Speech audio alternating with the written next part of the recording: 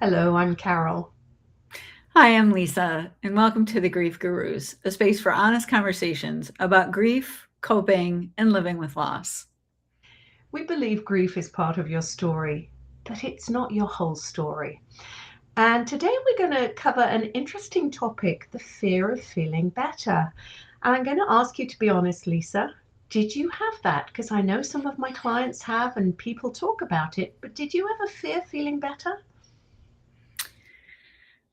I don't think I did actually. No. I There are fears about how I was responding to loss, but honestly, I think most of the time I probably would have done anything to feel better. I don't think I was so scared of it on a Mhm. grand, as a blanket Yeah. kind of a statement. But how about you? Did you feel like No, I worried was about also feeling better? desperate to feel better. But I think part of it comes from this fear of feeling better is the fear that you'll be losing something, you'll be letting go of your loved one, you'll be forgetting them. And so you cling on to the grief because that at least keeps you connected. So I think one of the things we have to do is learn how do we keep connected and allow ourselves to feel better. But I think the other part is this fear of judgment. If I smile, will people think, well, she wasn't very sad for very long, or she can't have loved them? Because there's so much judgment around our grief, isn't there? And then we judge ourselves. Wow, how can I be smiling? That's Way not more right. And harshly you than anybody clamp, else, yeah. yeah, you clamp down on it and think, oh, it's too early. It's 2 months, and I smiled. And I just want to say that it's okay to smile. In fact, smiling helps you feel better. And we have to eventually feel better. And I don't think it dishonors your loved one. And I think it's really important to know that you're not going to forget them if you feel better. You're just not if you've loved somebody. How can you? Would you agree? Yeah, I mean, there's just so much at stake, from a social perspective, we've already Hmm. lost someone that we love, so the last thing, and I'm just talking, like, very basic, like, mammalian brain type stuff, we don't wanna lose our standing socially where we're gonna get judged.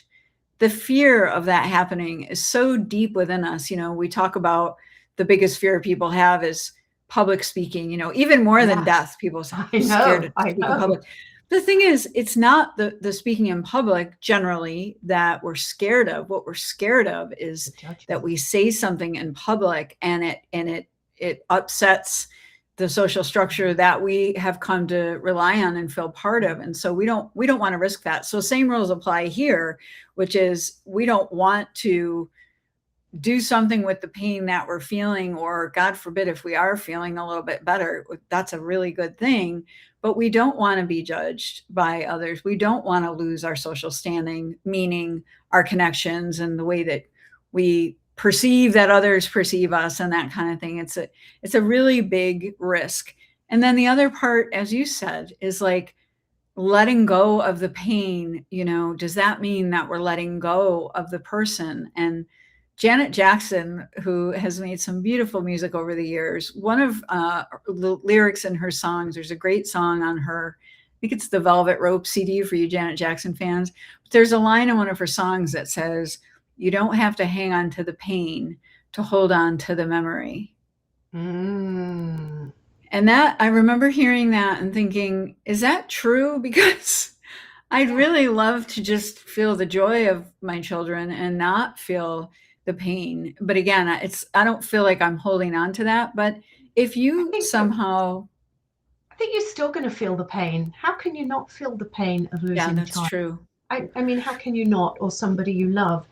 But I still think there's room for joy too. I think it's holding the pain in one hand. I think I did a post about this. Hold the pain in one hand, but hold the joy or the hope in the other hand.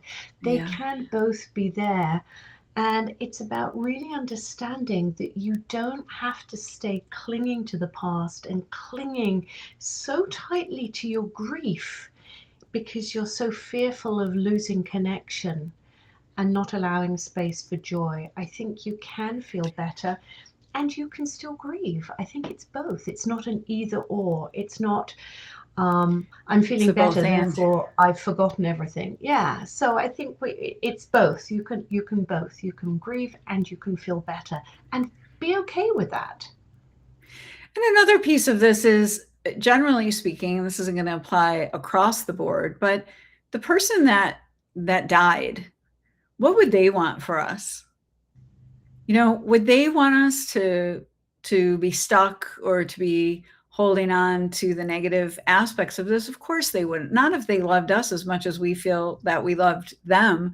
They wouldn't Hmm. want us to be sitting around, not wanting to move on because we were feeling guilty or something like that.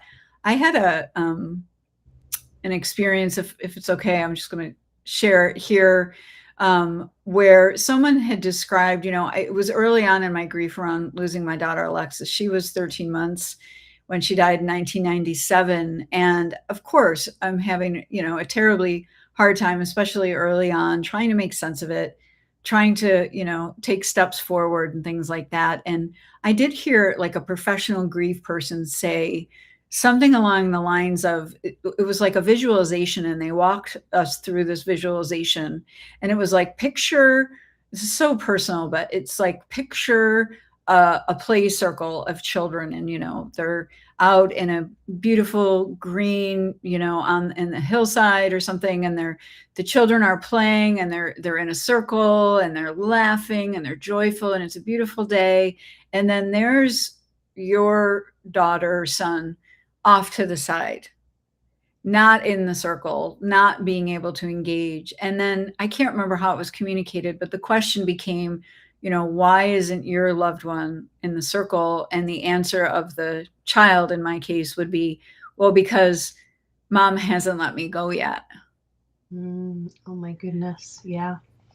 So it's very powerful, but you can kind of use that Yeah. imagery. Of course, it's just imagery, it's not real, but Yeah. anything that resonates, and to just understand that as long as we're pining for something to be different or wanting to stay stuck because we feel like we're serving the memory of that person, or we might be judged, or because we don't want to let go, we're kind of getting in the way of the natural progression of things, is the way I would describe it.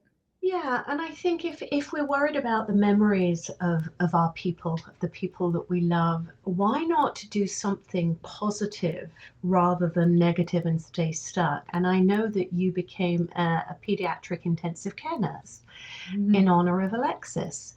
I put together a CD of Brian's last concert. My husband was a jazz pianist, and I sent it out to all his students and all his fans and family. It's not available to anyone else. Beautiful. And that was my way of honoring him and sharing him just a little bit longer with those people that we loved. And it was very cathartic. It was helpful. Did it mean I wasn't grieving and I wasn't sad? No, of course not. But if we can put our energy into honoring in a way somehow, and it doesn't have to be big, it can be planting a plant, it can be making a scrapbook, it can be anything you want. But put your energy into that. Don't put your Mhm. energy into just staying in the dark abyss of grief for the years that you have left. It's okay to feel better, and put that energy maybe to something that will make you feel better and maybe help others as well. I think we know that when we help others, we actually feel better. They feel better and we feel better. What could we do to honor our loved one, to keep connection and feel better? I think that's what we have to strive for.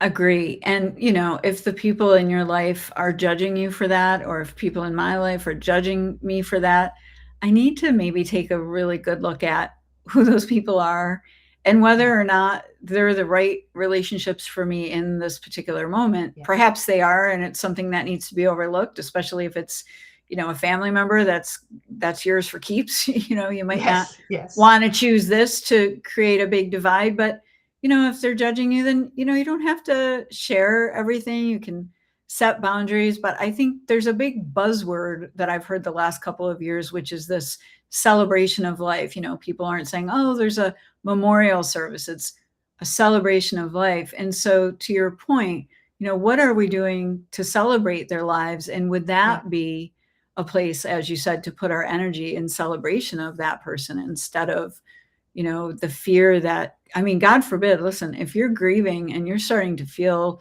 like a person again, or you're laughing again, or there's something that's bringing you joy, something you can look forward to, God, embrace that, because Yeah. it's not easy to come by No. and it can take a really long time. So Yes. if it's coming Yeah. to you, it's not something to fear.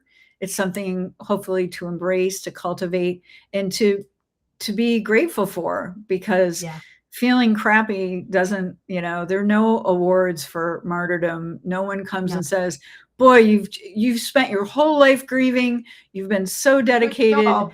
Good for you. Here's a medal. That's not the way it works. If I do that with my life, I'm the one that misses out on all the great stuff that's also Yeah. here in addition to the pain. So Yeah. not something to fear. Yeah.